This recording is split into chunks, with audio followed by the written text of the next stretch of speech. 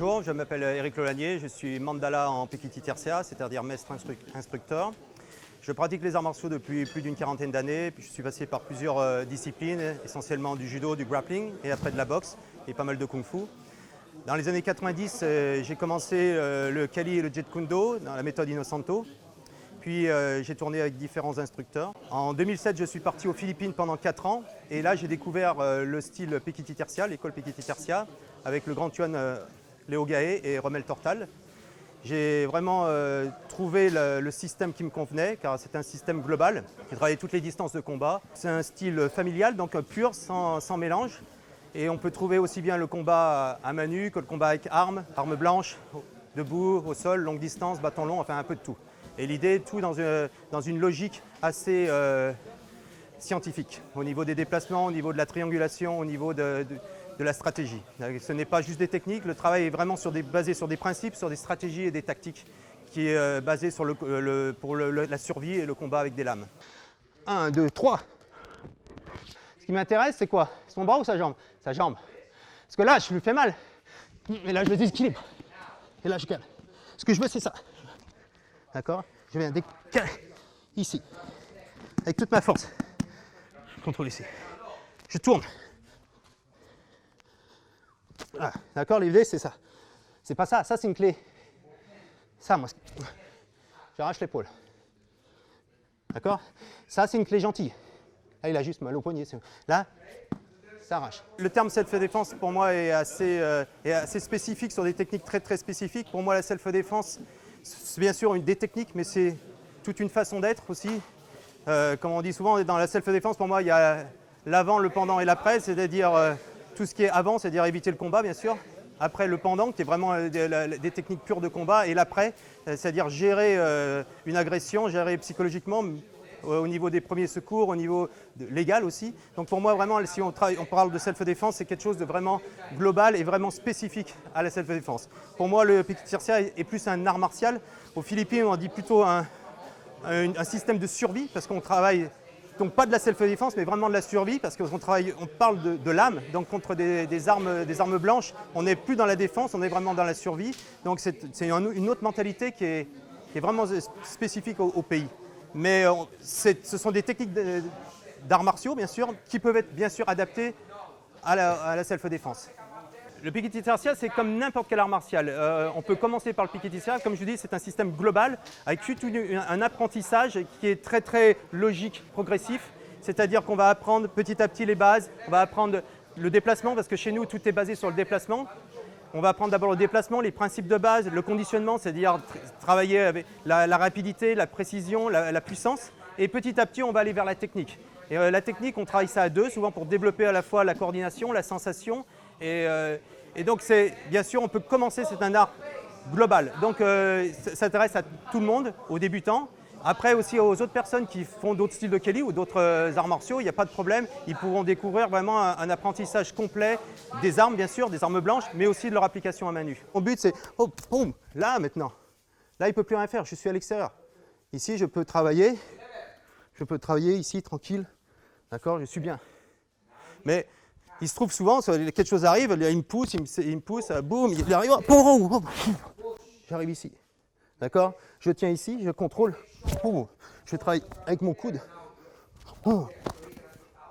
D'accord? Et là, je peux venir ici. Okay. Donc, une fois que vous êtes rentré, vous avez plein de possibilités. Mais toutes les possibilités vont arriver si, bien sûr, toujours pareil, votre déplacement, votre positionnement et surtout le déséquilibre. Si lui, il est équilibré, lui peut riposter. D'accord? Par contre, s'il est en déséquilibre, qu'est-ce qu'il va chercher? C'est d'abord à retrouver son équilibre pour ensuite pouvoir riposter. Donc, moi, je veux gagner ce temps-là. Je veux travailler sur son déséquilibre. Je suis, là. L'idée, c'est que, voilà, tout de suite, je suis à l'intérieur, je rentre.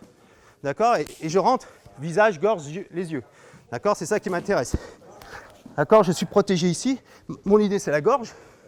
D'accord? Je peux ouvrir là. En ouvrant, je peux prendre les yeux. Je prends les yeux, coup de tête, coup de coude. Hop, je peux venir ici. Ok, je peux contrôler.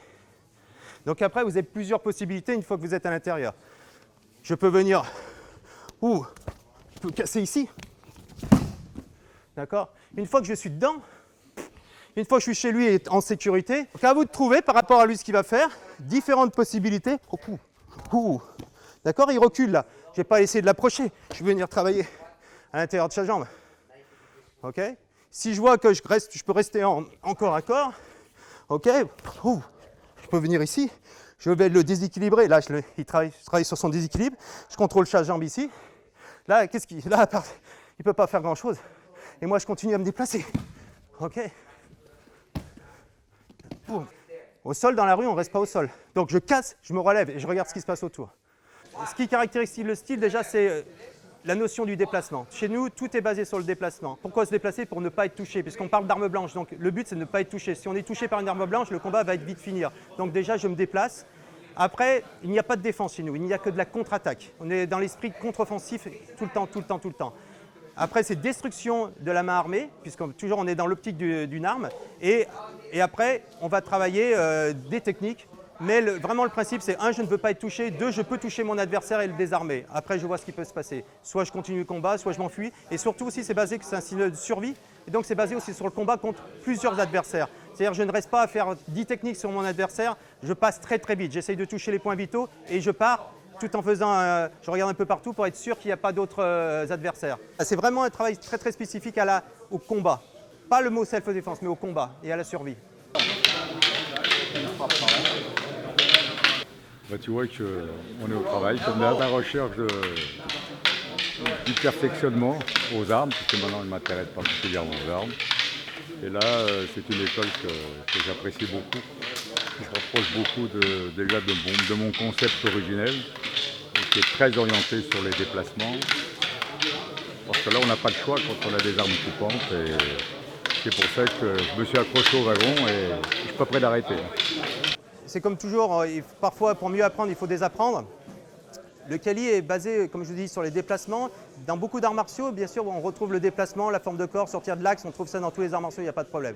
Mais vraiment, chez nous, c'est vraiment une spécificité. Et souvent, on cherche d'abord la technique avant le principe et avant la tactique et la stratégie. Chez nous, on met d'abord tout ce qui est principe, tout ce qui est déplacement, tout ce qui est stratégie, avant vraiment la technique. La technique, c'est vraiment la fin, c'est la cerise sur le gâteau, quoi. Donc, parfois, il faut désapprendre. On travaille... Comme vraiment le Kali, c'est un style très rapide, avec les armes, avec le bâton, avec le couteau, on est très rapide. Mais pour arriver à cette rapidité, on va travailler très fluide. Puisque si on travaille saccadé, et souvent c'est le défaut qu'on va trouver dans certains styles, c'est qu'on travaille très saccadé, technique après technique. Nous, on essaye de travailler globalement, la forme de corps. Ce qu'on recherche, c'est la forme de corps générale. Même s'il y a plein de petits détails qui ne vont pas, on cherche vraiment la vision globale de la forme de corps. Et à partir de ça, pour avoir du réflexe, pour pouvoir sortir de l'axe, pour pouvoir essayer de faire quelque chose. Donc souvent, les gens qui ont quelques années de karaté ou d'autres, au début, ils ont un peu de mal parce que c'est une pédagogie différente où on va travailler vraiment l'aspect global, l'aspect forme de corps et après on va revenir sur le détail. Alors que dans certains styles, on va travailler le détail, on va faire de la répétition de mouvements. Nous, on essaye vraiment de développer cette forme de corps et le réflexe. Puisqu'une fois qu'on a la forme de corps, après toutes les techniques, qu'on ait un bâton long, qu'on ait un bâton court, un couteau, qu'on soit un main nue, pour nous, c'est la même chose. On essaye de trouver vraiment le point commun, le mouvement commun. Au début, l'apprentissage du Kali est très complexe.